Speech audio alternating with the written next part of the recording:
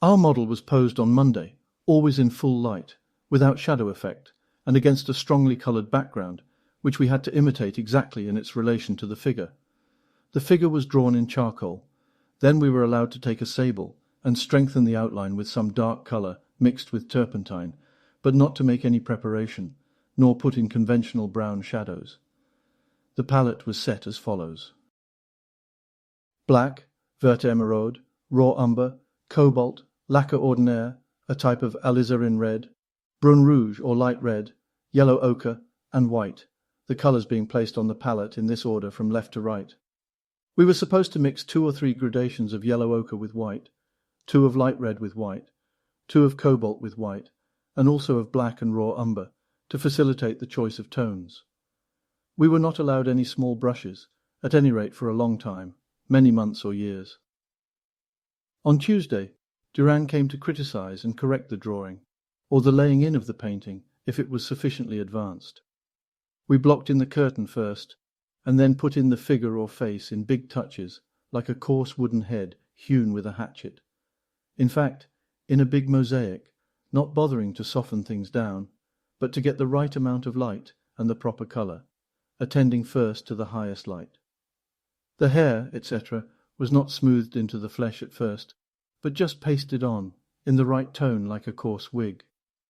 Then other touches were placed on the junctions of the big mosaic touches, to model them and make the flesh more supple. Of course, these touches were a gradation between the touches carefully modelled. All was solid, and there were no gradations by brushing the stuff of the lights gently into the darks or vice versa, because Duran wished us to actually make and match each bit of the tone of the surface. He came again on Friday to criticise, and on that day we finished off. Now, on to his more famous student, a story concerning the young John Sargent. Already the boy's drawings had been seen and commended by no less a man than Frederick Leighton, the future Lord Leighton, and President of the Royal Academy. It is not to be supposed that these juvenile studies were great masterpieces. Far from it. But what was more to the point, they indicated that this precocious young person was a serious and industrious student who was already seeing things with his own eyes and was not afraid of work. To these fundamental merits he was in due time to add others, of which we shall hear. So young Sargent came up to the irresistible city from Italy and applied for admission to the then famous Atelier of Carolus-Duran in the Boulevard Montparnasse. Without doubt, the choice of Carolus-Duran as an instructor was the best that could have been made for a young student of Sargent's type. According to art critic Royal Cortisos, Carolus-Duran was the one painter in Paris who was best calculated to help him in the development of his own ideas. Duran taught Sargent how to handle his brushes in a workmanlike manner, how to draw and model with knowledge, and he taught him, above all other things, to keep his eye on the object when he was painting, to make sure of his facts.